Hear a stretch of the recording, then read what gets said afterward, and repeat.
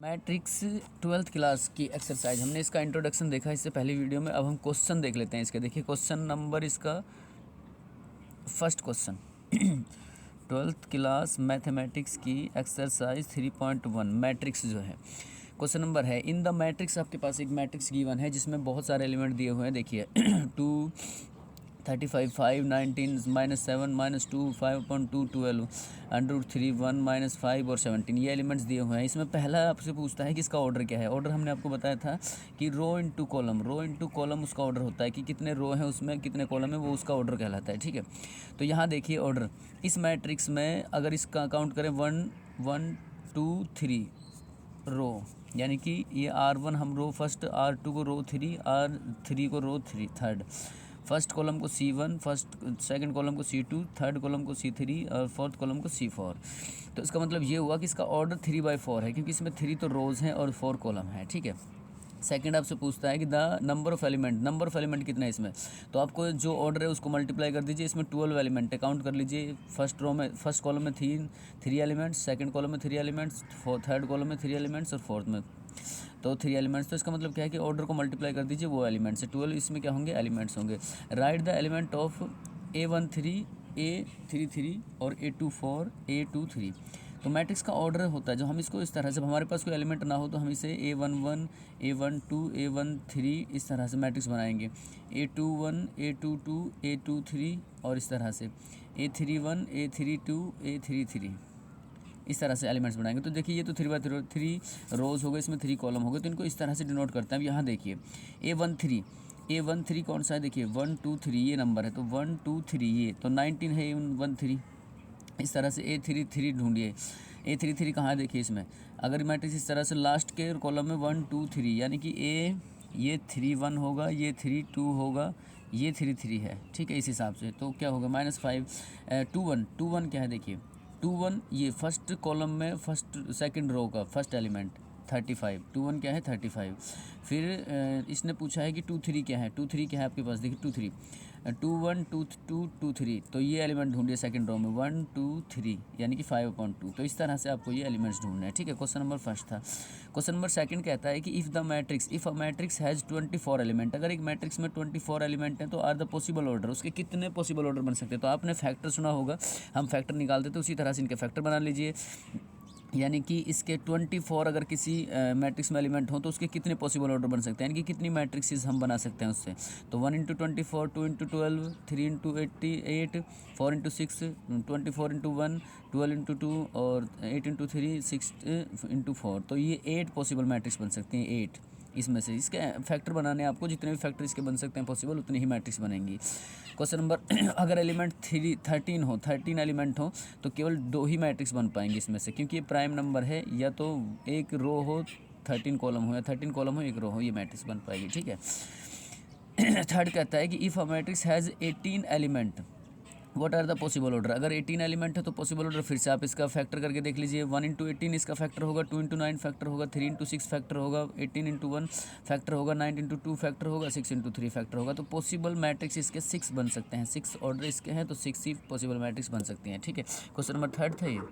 अब देखिए question number fourth देख लेते हैं। कंस्ट्रक्ट 2 × 2, यानी कि ऐसी मैट्रिक्स आपको ड्रॉ करनी है जिसमें 2 तो रो हो और 2 ही कॉलम हो। ठीक है, आपको ऐसी मैट्रिक्स बनानी है। उस मैट्रिक्स में ए मैट्रिक्स है वो, इसमें एलिमेंट्स हों A I J where element are given by इतना आपको ये सेटिस्फाई करना। आई जे देखिए मैट्रिक्स अगर हम बना लेते हैं, देखिए यानी कि A11 A12 A21 A22 ये मैट्रिक्स हो गई 2/2 ऑर्डर की। इसमें जो ए ये तो आई होता है और सेकंड वाला जे होता है। इसी तरह से अगर मान लो फॉर एग्जांपल A11 हम देखें तो A1 में आई भी 1 है और जे भी 1 है। फिर अगर A12 देखें तो इसमें आई तो 1 है लेकिन जे कितना है 2 है, जे 2 है। तो इस तरह से ये होता है। ठीक है, अब ध्यान से देखिए हमने ये मैट्रिक्स बना लिया A11 A12 A21 A23, आप इस तरह से बढ़ाते जाइए इनको और मैट्रिक्स जितने भी आपसे पूछे जाते हैं बन जाएंगे। अब क्वेश्चन हमसे कहता है कि हमें इस कंडीशन को सेटिस्फाई करना है I + j का स्क्वायर अपॉन 2। तो आई कौन सा होता है, फर्स्ट तो इसमें आई होता है। ठीक है, और सेकंड जे होता है, तो आई भी 1 है जे भी 1 है, तो 1 + 1 का स्क्वायर 2 का स्क्वायर 4/2 2 आ गया ये एलिमेंट्स। तो सेकंड आई जो होता है 1 होता है, सेकंड वाला जे होता है, तो फिर आई के जगह पे हमने क्या रख दिया, देखिए यहाँ आई था उसके जगह पे 1 रखेंगे, यहाँ 2 रखेंगे, जे के जगह पे 2 रख दिया, 2 का स्क्वायर 3/9/2 आ गया, 2 1, अब यहाँ 2 आई है देखिए और 1 जे है, तो 2 + 1 का स्क्वायर 3/2 9/2 आ गया, फिर 2 2 जो 2 आई है 2 ही जे है। तो इस तरह से आपको ये समझ में आ गया होगा कि जो ये ए में आई और जे होते हैं, इसको अगर क्वेश्चन हमारे पास कितने भी, यहाँ देखिए I/J है, तो अगर मान लो आपसे ये पूछा जाए कि A1 1 है तो 1/1, A1 2 है तो 1/2, क्योंकि A1 जो पहला है आई है, सेकंड आपका जे है, तो इस तरह से आप रखेंगे। इसको भी थोड़ा देख लेते हैं। देखिए सेकंड पार्ट हमारे पास है, मैट्रिक्स सेम वही है, यानी कि मैट्रिक्स A 2/2 ऑर्डर की मैट्रिक्स है, A11 A12 A21 A23। अपनी सुविधा के लिए आप बना सकते हैं, ये तो 2/2 ऑर्डर की, आप 3/3 ऑर्डर की भी बना सकते हैं, 4/4, जब भी क्वेश्चन आपसे पूछता है उस तरह से। I/J है, तो A11 एलिमेंट्स जो है उसमें 1 आई है 1 ही जे है, तो 1 आ गया। A12 एलिमेंट्स जो है उसमें 1 आई है J2 है, तो 1/2 आ गया। A21 एलिमेंट्स जो है उसमें 2 आई है J1 है, तो 2/1 आ गया, 2 आ गया।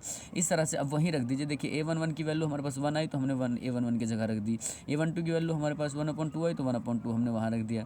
A21 एलिमेंट्स की वैल्यू 2 आई तो हमने 2 रख दिया। A23 की एलिमेंट की 2 की एलिमेंट्स की वैल्यू हमने 1 आई तो हमने 1 रख दिया। तो इस तरह से ये क्वेश्चन करने आप लोगों को इजी भी है।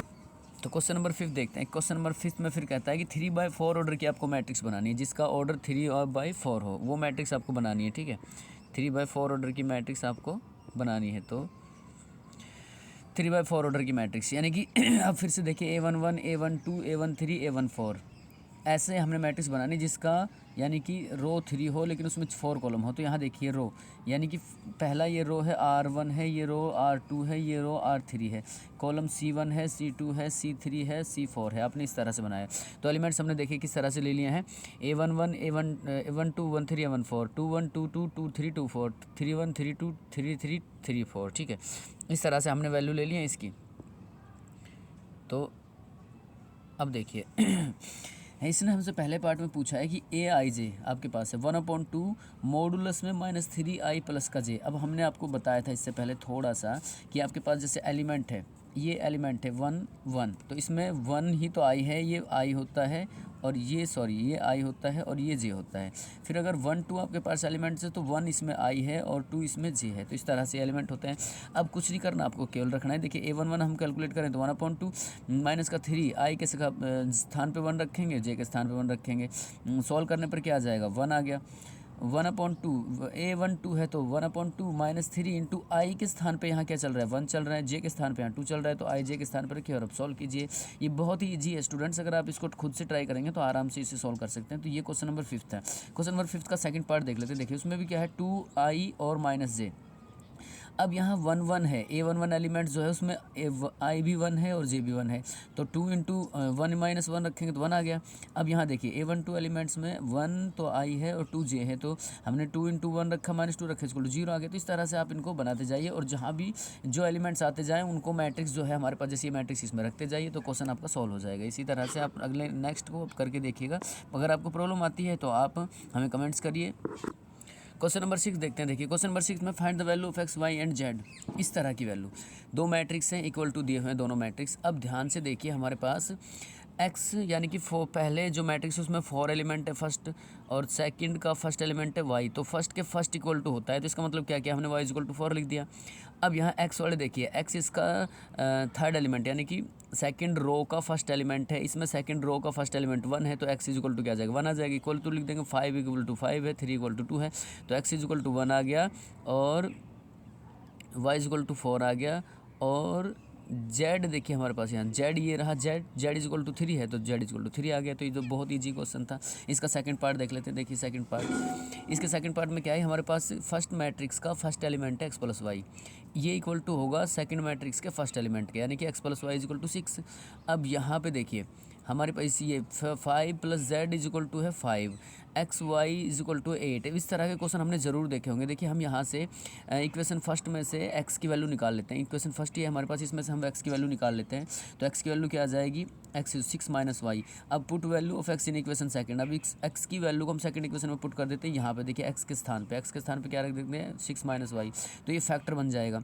फैक्टर के क्वेश्चन आपने सॉल्व किए होंगे तो फैक्टर हमारे पास ये माइनस का y square plus 6y equal to 8, minus को हटाएंगे तो वाई स्क्वायर प्लस का 6y माइनस का 8 माइनस का, तो फैक्टर बन गया ये।